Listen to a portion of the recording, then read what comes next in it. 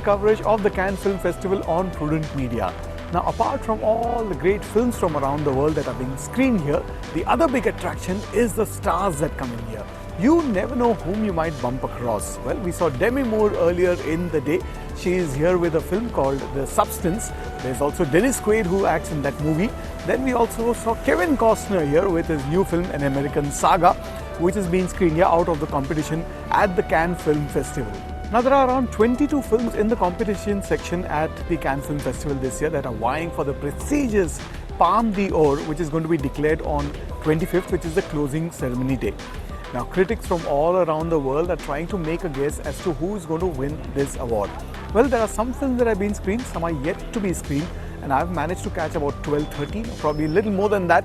And so far, where the picture is not very clear as to who's going to win the Palme d'Or, which are the best performances so far, it's been a mixed bag. But I am guessing, given the kind of the jury that we have here, which is being headed by Greta Gerwig, well, The Substance might have a chance with Demi Moore in the lead role. She might have a shot for the Best Actress award, or also there could be the other lady from The Girl with a Needle, who's also given a terrific performance in that film. But Palme d'Or, well, still we don't know yet.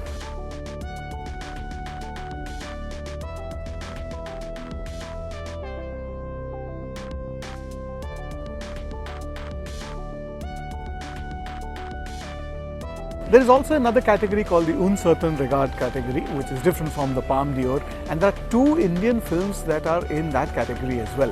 One of them is Santosh, which was screened earlier in the day today, and there is another one called Shameless. Now, do they have a shot at one of the prizes in the Un Certain Regard category?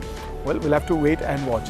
But there was one movie that I saw yesterday. It's a French film about an immigrant from Guinea who tries to get citizenship, or rather a license to work here in France. Now, we've seen a bunch of films that revolve around this migrant crisis and refugees that are coming into Europe, but all of them have a very sympathetic story to tell, and hence you are attracted to it.